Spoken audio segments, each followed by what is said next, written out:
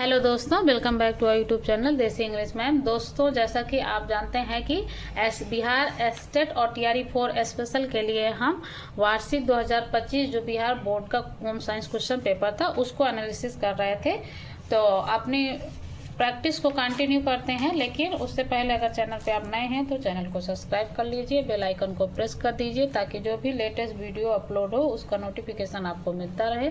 साथ ही अपने दोस्तों को भी ये वीडियो शेयर कर दीजिए जो भी बिहार स्टेट और टीआरई 4 की तैयारी करते हैं, साथ ही UP, TGT, PGT, LT, GIC और असिस्टेंट की तैयारी कर रहे हैं। तो उसमें भी ये सारे क्वेश्चन एज इट इज आपको देखने के लिए मिल सकते हैं और आपके लिए बहुत ही हेल्पफुल हो सकते हैं। तो लास्ट वीडियो हम 21 नंबर क्वेश्चन तक प्रैक्टिस कर लिए थे। अब हम अपना प्रैक्टिस कंटिन्यू करते हैं 22 नंबर क्वेश्चन से। ठीक है, तो आज का हमारा 22 नंबर जो क्वेश्चन है वो है निम्न में से कौन स्त्री प्रजनन प्रणाली का अंग नहीं है। देखिए, इसमें नहीं पूछा गया, इसमें नहीं पूछा गया तो समझ लीजिए ऑप्शन का 3 सही है, कोई एक ही ऑप्शन गलत है। ठीक है, तो ऑप्शन क्या है? डिम्ब नलिकाएं, ऑप्शन बी शुक्रवाहिका, ऑप्शन सी गर्भाशय, ऑप्शन डी अंडाशय। तो इसका राइट आंसर जो होगा बी होगा कि जो शुक्रवाहिका होती है ये स्त्री प्रजनन प्रणाली अंग नहीं है, ये पुरुषों में पाया जाने वाला प्रजनन प्रणाली अंग होता है। ठीक है, तो इसका राइट आंसर क्या हो जाएगा? बी, यानी डिम्ब नलिका, गर्भाशय और अंडाशय ये तीनों क्या है? स्त्री प्रजनन प्रणाली अंग है, जबकि शुक्रवाहिका क्या है? पुरुषों में पाया जाने वाला अंग है। नेक्स्ट क्वेश्चन की ओर चलते हैं। हमारा अगला क्वेश्चन है निम्न में से कौन हार्मोन नहीं है। यहाँ भी नहीं शब्द आया। ठीक है, नहीं को हमेशा क्वेश्चन को हमेशा सॉल्व करते समय कम से कम 2 बार रिपीट करके क्वेश्चन पढ़ना चाहिए, तब हमारा आंसर एग्जैक्ट जाता है। ठीक है, कंफ्यूजन नहीं रहता। तो इसमें ऑप्शन क्या है? ए है progesterone, option B thyroxine, option C haemoglobin, option D oestrogen. ठीक है, तो इसमें पूछा गया कौन सा हार्मोन नहीं है। तो प्रोजेस्टेरॉन, थायरॉक्सिन और एस्ट्रोजन ये तीनों हार्मोन है, लेकिन जो हीमोग्लोबिन है ये किसी प्रकार का हार्मोन नहीं है। ठीक है, हीमोग्लोबिन क्या होता है? हमारे ब्लड में पाया जाता है। हीम क्या होता है? हीम प्रोटीन होता है और ग्लोबिन जो होता है पिगमेंट होता है। और हीमोग्लोबिन के कारण ही हमारा ब्लड जो होता है वो लाल रेड कलर का दिखाई देता है। तो इसका राइट आंसर क्या हो जाएगा? सी हो जाएगा। ठीक है, प्रोजेस्टेरॉन और एस्ट्रोजन ये दोनों हार्मोन जो होते हैं महिला के ओवरी से सिक्रीट होते हैं। ठीक है, एस्ट्रोजन जो होता है ये ओवम का निर्माण करता है और स्त्रियों में लिंग हार्मोन के नाम से जाना जाता है। और प्रोजेस्टेरॉन जो होता है महिलाओं में प्रेगनेंसी के दौरान प्रेगनेंसी को प्रोटेक्ट करता है। ठीक है, प्रोजेस्टेरॉन हार्मोन। और थायरॉक्सिन जो होता है ये थायराइड ग्लैंड से निकलने वाला हार्मोन है। तो यानी प्रोजेस्टेरॉन, थायरॉक्सिन और एस्ट्रोजन तीनों प्रकार के हार्मोन है। हीमोग्लोबिन जो होता है ये हार्मोन नहीं है। तो ये राइट आंसर सी। अब चलते हैं नेक्स्ट क्वेश्चन की ओर। हमारा अगला क्वेश्चन है निम्न में से कौन अंतःस्रावी विकार है। Option A asthma, option B मधुमेह, option C malaria, option D पेट दर्द। ठीक है, अब इसमें से पूछा गया कि अंतःस्रावी यानी इंडोक्राइन डिसऑर्डर जो है पूछा गया है कि कौन सा है, यानी कोई एक ही हो सकता है। तो अस्थमा क्या होता है? ये अंतःस्रावी नहीं है। मलेरिया भी अंतःस्रावी नहीं है। पेट दर्द ये भी अंतःस्रावी नहीं है। तो इसका राइट आंसर जो होगा वो बी होगा। ठीक है, मधुमेह। मधुमेह जो होता है हमारे शरीर में जो पैंक्रियास नामक ग्लैंड पाई जाती है, जिसे मिश्रित ग्रंथि के नाम से भी जाना जाता है, वहाँ से जो होता है इंसुलिन नामक हार्मोन सिक्रीट होता है जो हमारे शरीर में ग्लूकोज के बैलेंस को मेंटेन करता है। अगर इंसुलिन हार्मोन डिसबैलेंस होता है तो उसकी वजह से हमारे शरीर में ग्लूकोज की मात्रा बढ़ जाती है, जिसकी वजह से हमारे शरीर में मधुमेह नामक बीमारी हो जाती है। मधुमेह बीमारी को जो है चीनी रोग के नाम से भी जाना जाता है। ठीक है, और मधुमेह और इंग्लिश में इसको डायबिटीज कहते हैं। यहाँ से 100% क्वेश्चन सभी एग्जाम में पूछे जाते हैं, स्पेशली होम साइंस सब्जेक्ट से रिलेटेड। ठीक है, अब चलते हैं नेक्स्ट क्वेश्चन की ओर। हमारा अगला क्वेश्चन है निम्न में से कौन सा हार्मोन स्त्री और पुरुष दोनों में समान होता है। Option A progesterone, option B testosterone, option C oestrogen, option D इनमें से कोई नहीं। ठीक है, तो कहीं कहीं किसी किसी बुक में ऐसा दिया गया है कि जो टेस्टोस्टेरोन होता है और एस्ट्रोजन हार्मोन होता है, ये ना के बराबर लगभग थोड़ी मात्रा दोनों में पाया जाता है, ठीक है। लेकिन यहाँ ऑप्शन ऐसा तो कुछ है नहीं कि इनमें से दोनों या इनमें से कोई नहीं, यहाँ ऑप्शन जो है कोई एक सिलेक्ट करना। अगर हम एक सिलेक्ट करते हैं तो भी हमारा ऑप्शन गलत जाएगा, ठीक है। तो इसका राइट आंसर जो होगा इसका डी होगा, इनमें से कोई नहीं, ठीक है। क्योंकि टेस्टोस्टेरोन ये टेस्टोस्टेरोन जो होता है ये मोस्टली पुरुषों में पाया जाता है, ठीक है, एक प्रकार का हार्मोन होता है। और जो एस्ट्रोजन होता है, एस्ट्रोजन हार्मोन जो होता है ये महिलाओं में पाया जाता है। प्रोजेस्टेरोन जो होता है ये भी महिलाओं में पाया जाता है। लेकिन अगर दोनों को कॉम्प्रोमाइज किया जाए तो जो टेस्टोस्टेरोन होता है और एस्ट्रोजन हार्मोन होता है ये दोनों स्त्री और पुरुष के लिंग हार्मोन के नाम से जाने जाते हैं। तो इसलिए दोनों को अगर कॉम्प्रोमाइज करते हैं तो दोनों हो सकते, लेकिन यहाँ ऑप्शन वैसा बनाया नहीं गया है। तो इसलिए इस क्वेश्चन के अकॉर्डिंग टू हमारा राइट आंसर जो होगा वो डी होगा, इनमें से कोई नहीं, ठीक है। अब नेक्स्ट क्वेश्चन की ओर चलते हैं। हमारा अगला क्वेश्चन है, गर्भावस्था का प्रथम लक्षण क्या है? ऑप्शन ए बार बार मूत्र त्याग करना, ऑप्शन बी मासिक धर्म का बंद होना, ऑप्शन सी प्रातःकाल जिम चलाना, ऑप्शन डी इनमें से कोई नहीं। तो जो गर्भावस्था का प्रथम लक्षण होता है वो होता है मासिक धर्म का बंद होना। तो इसका राइट आंसर बी हो जाएगा, ठीक है। बार बार मूत्र त्याग, प्रातःकाल जिम चलाना, ये 1 मंथ के बाद जो है सिम्टम प्रेगनेंसी में दिखाई देते हैं। लेकिन जो प्रथम लक्षण होता है वो यही होता है कि अगर मेंस्ट्रुअल साइकिल आपका स्टार्ट हो जाता है रिलेशनशिप के बाद, तब ये प्रथम सिम्टम होता है कि प्रेगनेंसी आपकी कंसीव हो गई है, ठीक है। अब चलते हैं नेक्स्ट क्वेश्चन की ओर। अगला क्वेश्चन है, मानव शरीर में निषेचन कहाँ होता है, ठीक है, यानी फर्टिलाइजेशन कहाँ होता है, क्वेश्चन पूछा है। तो ऑप्शन ए स्त्री के शरीर के अंदर, ऑप्शन बी पुरुष के शरीर के अंदर, ऑप्शन सी ए और बी दोनों, ऑप्शन डी इनमें से कोई नहीं।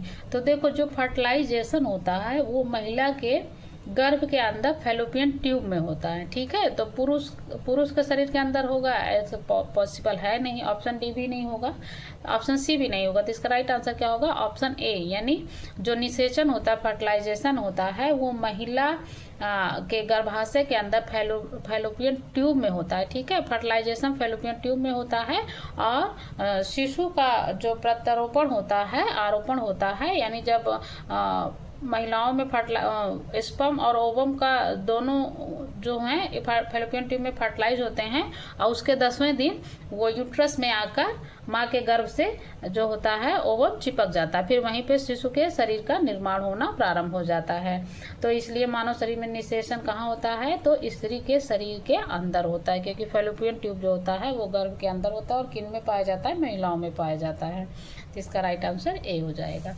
अब नेक्स्ट क्वेश्चन की ओर चलते हैं। अगला क्वेश्चन है, निम्न में से कौन भारत में जल प्रदूषण का प्रमुख कारण है? ऑप्शन ए औद्योगिक अपशिष्ट, ऑप्शन बी शहरीकरण, ऑप्शन सी वनों की कटाई, ऑप्शन डी इनमें से सभी।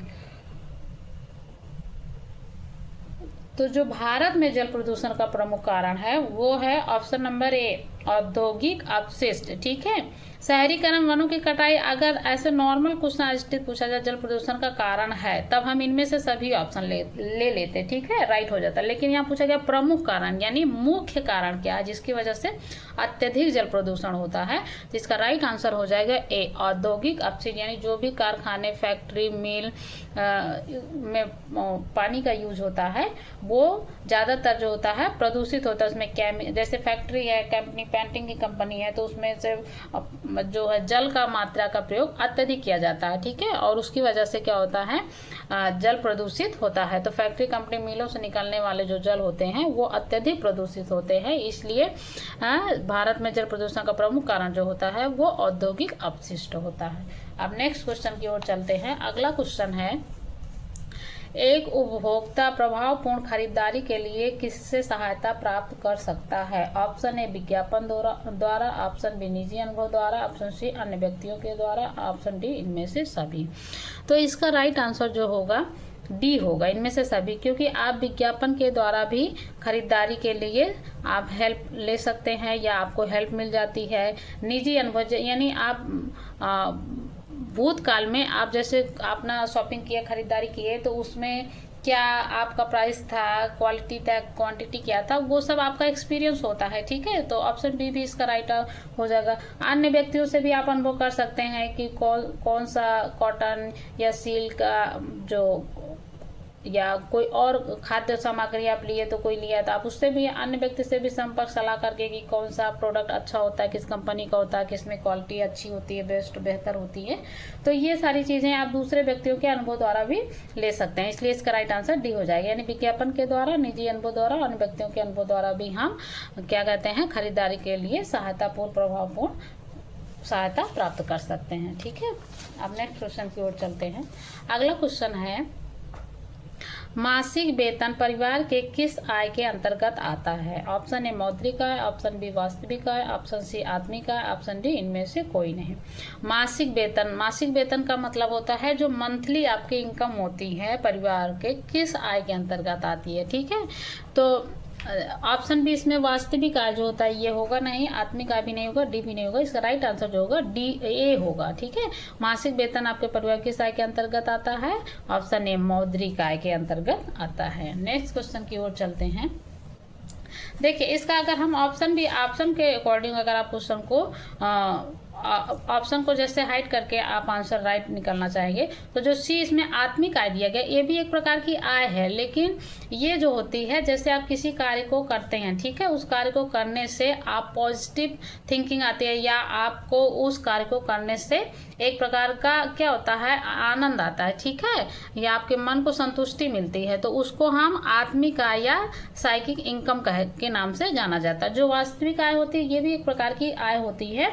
ये क्या होता है, ये मुद्रा के रूप में नहीं होता है, इनडायरेक्टली आपको आय प्राप्त होती है। जैसे आप अपने किचन गार्डन में सब्जी या बागवानी करते हैं, ठीक है, या फल सब्जियां उगाते हैं, तो वो क्या है, एक तरीके से आप अगर अपने घर में उसका उत्पादन कर रहे हैं तो आपको मार्केटिंग नहीं करनी पड़ेगी, जिससे आपकी इनकम खर्च नहीं होगी, तो इनडायरेक्टली आपके आय की बचत होगी, ठीक है। तो ये भी एक प्रकार की आय है, ठीक है।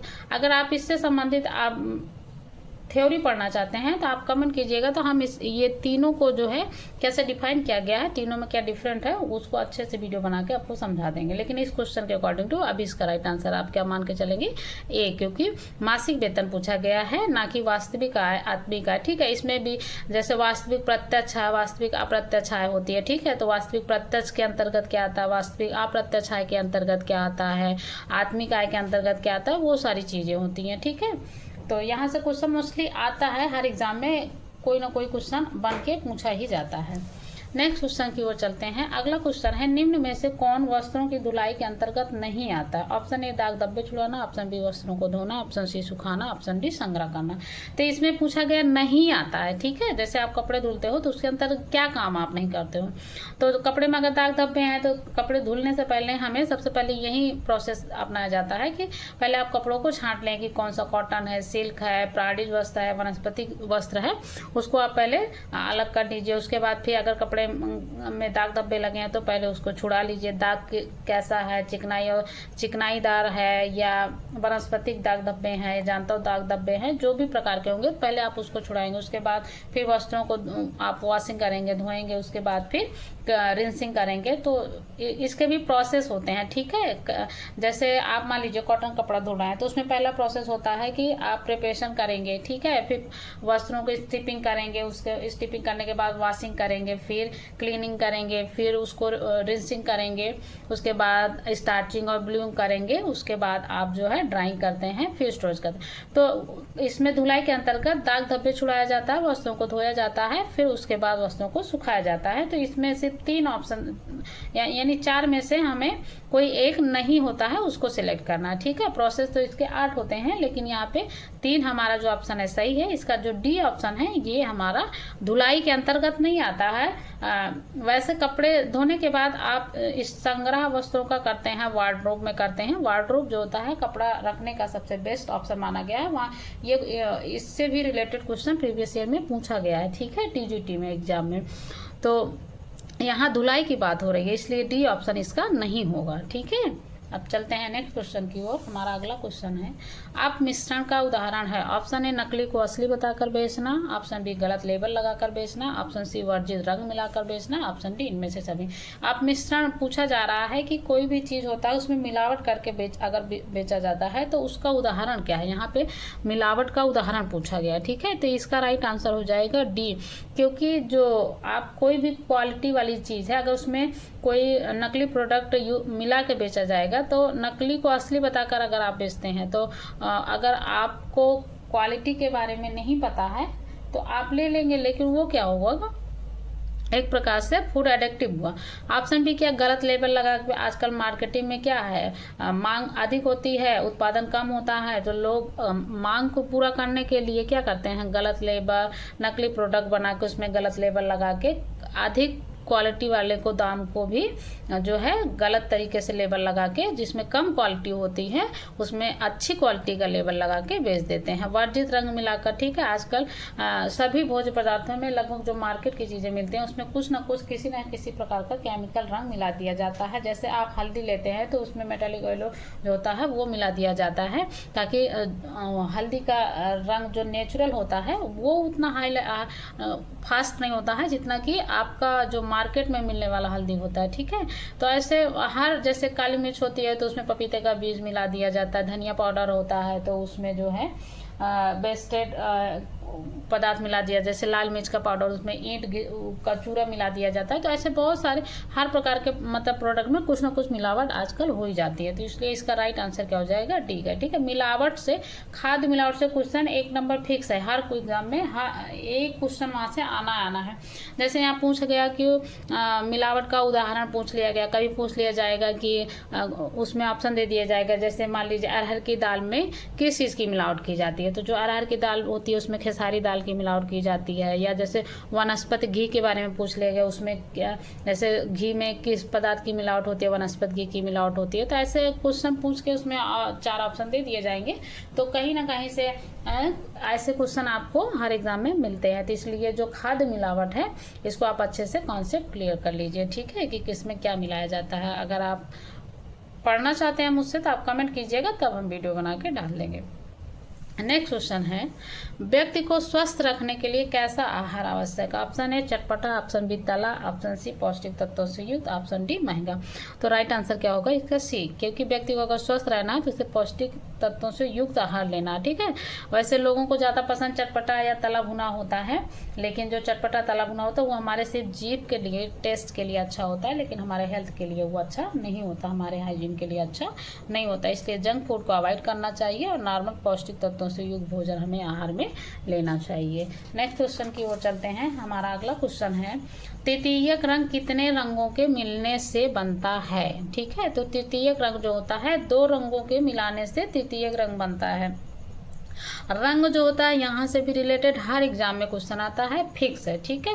तो इसका हम अलग से वीडियो बना के कलर से संबंधित जो भी क्वेश्चन आते हैं तो उसको हम डायग्राम के माध्यम से बता देंगे, तो आप कभी नहीं भूलेंगे और रंग से संबंधित कोई भी क्वेश्चन आपका कभी भी गलत नहीं होगा, ठीक है। तो तृतीयक रंग कितने रंगों के मिलाने से बनते हैं, 2 रंगों के मिलाने से तृतीयक रंग बनते हैं, ठीक है। अब वो 2 रंग कौन होंगे, किनके मिलाने से जो तृतीयक रंग बनेगा, क्योंकि प्राथमिक रंग भी होते हैं, द्वितीयक रंग भी होते हैं, तृतीयक रंग भी होते हैं, चतुर्थीक रंग भी होते हैं, ठीक है। प्रांग के अनुसार अलग रंग होते हैं, मुंसिल के अनुसार अलग रंग होते हैं। रंगों का क्या इफेक्ट पड़ता है, क्या प्रभाव होते हैं, आगे बढ़ते हुए रंग कौन होते हैं, पीछे बढ़ते हुए रंग कौन से होते हैं, ठंडे रंग कौन से होते हैं, गर्म रंग कौन से होते हैं, उष्ण रंग कौन से होते हैं, ह्यू क्या होता है, इंटेंसिटी क्या होता है, तीव्रता, क्रोम, ये सब क्या होते हैं, ये सारी चीज़ें रंग से संबंधित होती हैं। और यहाँ से क्वेश्चन घुमा के किसी न किसी टॉपिक को लेकर उसमें से रंग से संबंधित क्वेश्चन आता है, तो उसका हम एक वीडियो आपको अच्छे से बना के समझा देंगे। नेक्स्ट क्वेश्चन की ओर चलते हैं। अगला क्वेश्चन है, निर्जलीकरण की स्थिति में व्यक्ति को क्या देना चाहिए। ऑप्शन ए उबला पानी, option B ORS, option C ठंडा पानी, ऑप्शन डी तरल पदार्थ। अगर व्यक्ति के अंदर डिहाइड्रेशन की प्रॉब्लम हो गई है यानी निर्जलीकरण की, तो उस व्यक्ति को हम क्या देंगे, तुरंत आराम देने के लिए ORS का घोल बना के देंगे, ठीक है। नेक्स्ट क्वेश्चन है, अशोषकता किस वस्त्र का विशेष गुण है। ऑप्शन ए सूती, ऑप्शन बी ऊनी, ऑप्शन सी रेशमी, ऑप्शन डी पॉलिएस्टर। अशोषकता का जो विशेष गुण होता है वो सूती में होता है, ठीक है। सूती वस्त्र जो होता है कपास का बनता है, कॉटन होता है, तो इसमें अशोषकता का गुण विशेष रूप से होता है। तो इसका राइट आंसर क्या हो जाएगा? Option number A. अब अगला क्वेश्चन है, शोक के अवसर पर पहने जाने वाले वस्त्र कैसे होने चाहिए? ऑप्शन ए सफेद, ऑप्शन बी भड़कीले, ऑप्शन सी रंग बिरंगे, ऑप्शन डी इनमें से कोई नहीं। देखिए, शोक का मतलब होता है ऐसी सिचुएशन, परिस्थिति, जैसे किसी व्यक्ति की डेथ हो गई हो या बहुत भयानक एक्सीडेंट हो गया हो या किसी का मिसकर कुछ ऐसी मतलब दुख वाली कोई घटना हो, तो वैसे जगह पे हमें किस प्रकार के कपड़े पहनकर जाने चाहिए। ठीक है, तो ऐसे सिचुएशन में हमें सफेद वस्त्र, ठीक है, सफेद वस्त्र को शोक का प्रतीक माना जाता है। ठीक है, सफेद जो होता है पवित्रता का भी प्रतीक होता है, और शोक जो सफेद जो रंग होता है वो शोक के अवसर पे भी पहने जाने वाला वस्त्र होता है। ठीक है, सफेद रंग का। अगर कोई व्यक्ति डेथ कर गया, वहां पे आप रंग बिरंगे चमकीले लाइट वाले कपड़े पहन के जाएंगे तो वो आंखों को थोड़ा सा चुभता है, अच्छा भी नहीं लगता है कि कोई व्यक्ति दुख में है। और क्योंकि देखिए, हर रंग का अपना एक महत्व होता है। ठीक है, तो इसीलिए यहाँ पे पूछा गया है कि शोक के अवसर पे पहने जाने वाले वस्त्र कैसे होने चाहिए, तो सफ़ेद होना चाहिए।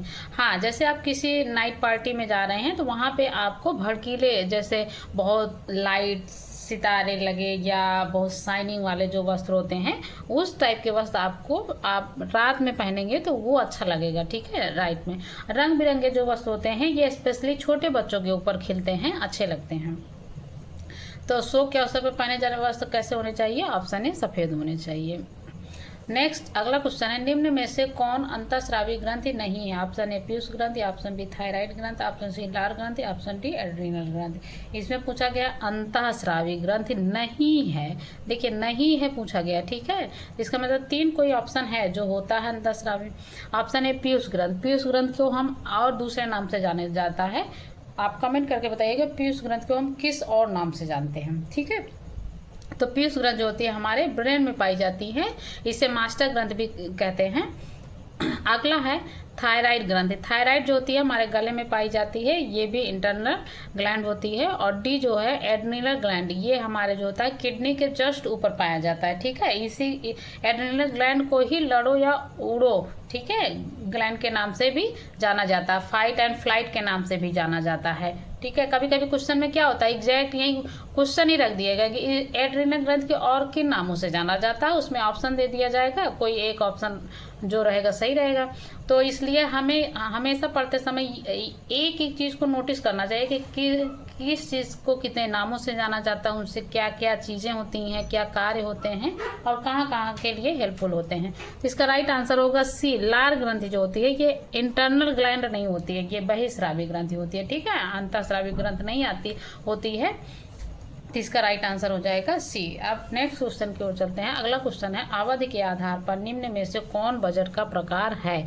Option A Dainik budget, option B साप्ताहिक बजट, ऑप्शन सी वार्षिक बजट, ऑप्शन डी इनमें से सभी। तो इसका राइट आंसर डी हो जाएगा इनमें से सभी। अब नेक्स्ट क्वेश्चन की ओर चलते हैं। हमारा अगला क्वेश्चन है, निम्न में से कौन कैल्शियम का स्रोत है? ऑप्शन ए दूध, ऑप्शन बी दही, option C paneer, option D इनमें से सभी।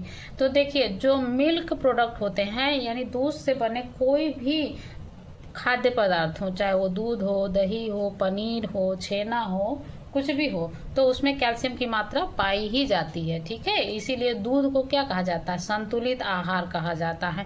दूध ही एक ऐसा आहार है जिसमें सभी पौष्टिक तत्व आपको मात्र दूध में लेने से ही प्राप्त हो जाता है। बाकी चीज़ें आप अलग अलग खाद्य सामग्री लेंगे तो आपको प्रोटीन, जल, वसा, मिनरल, खनिज, विटामिन, कैल्शियम मिलेगा, लेकिन दूध में ये सारी चीज़ें पाई जाती हैं। विटामिन सी और आयरन को छोड़कर बाकी सभी पौष्टिक तत्व जो होते हैं दूध में पाए जाते हैं, इसलिए दूध को संपूर्ण आहार कहा जाता है। तो इसका राइट आंसर क्या हो जाएगा? डी, यानी दूध, दही, पनीर इन तीनों में कैल्शियम की मात्रा पाई जाती है, इसलिए इसका राइट आंसर डी हो जाएगा। तो आज के लिए बस इतना ही, मिलते हैं नेक्स्ट वीडियो में। अभी बहुत सारे क्वेश्चन हैं, अगला क्वेश्चन 41 से हम स्टार्ट करेंगे। तब तक के लिए bye bye, take care, thanks for watching. Video कैसा लगा कमेंट कीजिएगा, और किसी भी टॉपिक से रिलेटेड आपको कोई भी कंफ्यूजन है, उसका कॉन्सेप्ट नहीं समझ में आता है तो आप कमेंट कर सकते हैं, हम उसको अच्छे से थ्योरी कॉन्सेप्ट आपको समझा देंगे ताकि वो क्वेश्चन हमेशा के लिए आपका डाउट क्लियर हो जाए। तो मिलते हैं नेक्स्ट वीडियो में, तब तक के लिए bye bye, take care, thanks for watching my video.